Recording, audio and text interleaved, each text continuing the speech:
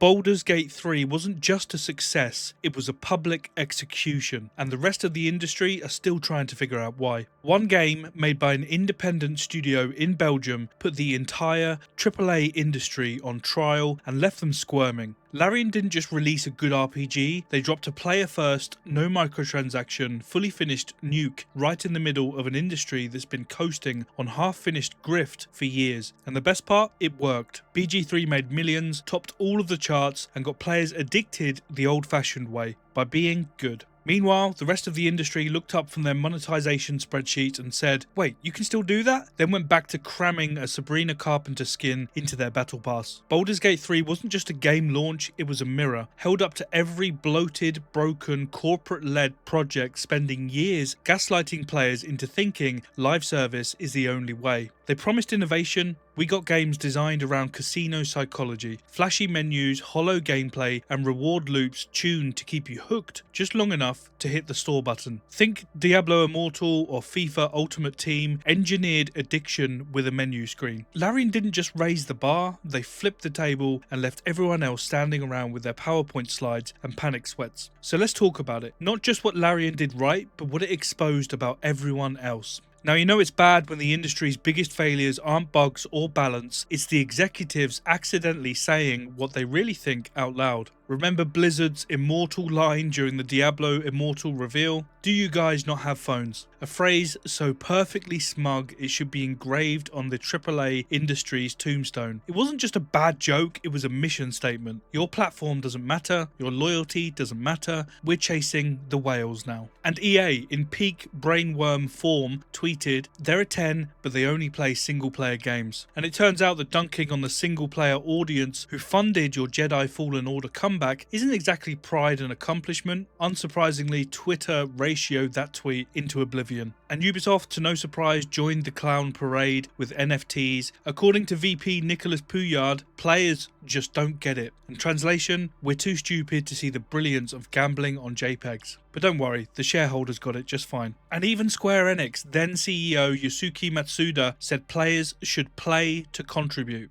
Not just for fun, a reference to his obsession with integrating blockchain and NFTs into their future games. And that translates to playing for fun simply isn't enough anymore. We should be grinding for in-game assets that prop up their crypto economy. It's not a game anymore, it's unpaid labor. These aren't just quotes, they're confessions, like drunk voicemails from CEOs who forgot the mic was on. Proof that most AAA studios don't see the players, they see metrics. And while they're embarrassing themselves, Larian was just heads down, making something great, like that's still allowed. Let's take a quick walk through the recent AAA graveyard. Remember, every tombstone etched with a 9-figure budget and a complete misunderstanding of players. Redfall was a £60 co-op shooter from Arcane, the immersive sim masters behind Prey and Dishonored. They promised next-gen vampire hunting.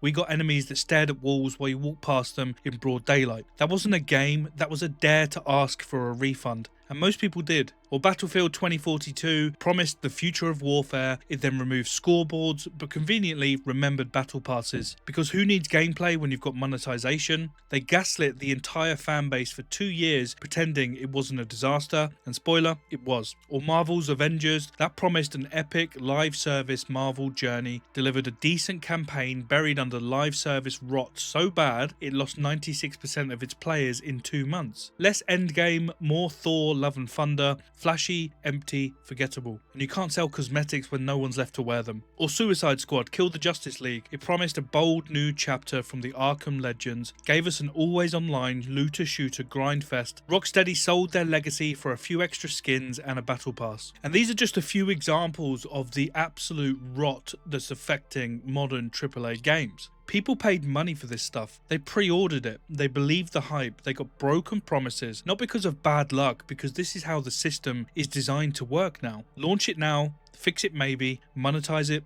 always. Cyberpunk's launch, a masterclass in marketing promises, writing checks the game just could not cash, especially on consoles. And of course it got fixed eventually and became an amazing game, but that took years and it burnt mountains of goodwill. That trust has been completely destroyed now. None of these failures are because players hate games. They failed because publishers forgot the golden rule. Finish the game, respect the player, deliver fun. Larian remembered, the rest gambled on our patience and lost. So if you're still watching, you get it. You care about games that actually respect you. So hit subscribe and let's keep calling this stuff out. But honestly, Baldur's Gate 3 didn't break new ground. It just remembered what ground looked like. And in doing so, it exposed the truth. This industry isn't broken by accident, it's broken by design. This isn't dysfunction, this is the AAA blueprint. BG3 launched polished, stable, and complete. And sure, of course it had some bugs, but compared to the average AAA disaster, BG3 was everything they dream of. No day one patches to fix the main menu, no apology letters disguised as roadmaps. It worked out of the box. It charged 60 quid and gave you the full game. No battle passes, no cash shop, no loot crates disguised as surprise mechanics. And it wasn't just content, it was a full RPG, 100 plus hours, choices that mattered, and actual endings, not a shell waiting for a seasonal drip feed update. And the devs, they communicated like human beings. They had personality, they took feedback, they made changes, no PR jargon, no "we're listening" tweets while doing the exact opposite.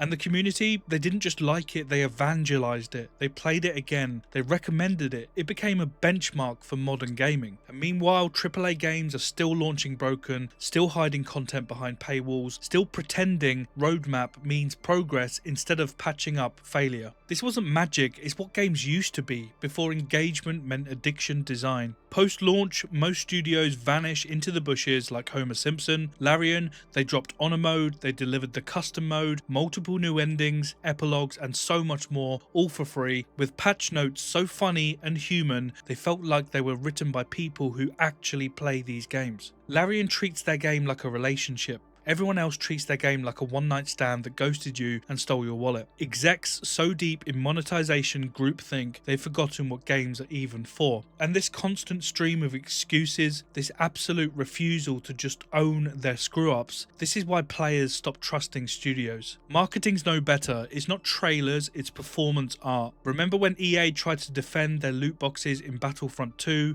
by saying they wanted players to feel a sense of pride and accomplishment for unlocking heroes like Darth Vader? What they meant was, we should grind for 100 hours or just pay them instead. It runs great on all platforms until it bricks your PS4 like Cyberpunk did. Only cosmetics until the perks sneak in later. And meanwhile, Larian just said, here's the game, it will be done when it's done, then actually did it. They let the game speak and people listened. So as I said in my previous video, BG3 wasn't supposed to win. It didn't have a multi-billion-dollar publisher calling the shots. No battle pass, no NFTs, no surprise mechanics, just a good game delivered with respect. And players, they noticed, they showed up, they played it, they loved it, they trusted it. So congrats AAA devs, you didn't get outclassed by nostalgia, you got outworked by a studio that actually gave a damn. Larian didn't just make a game, they made a case study for how far we've fallen. This is the bar now. And every studio scrambling to explain why it shouldn't be. You're not competing with Baldur's Gate 3, you're competing with the trust it earned. Baldur's Gate 3 wasn't just a success, it was a public execution.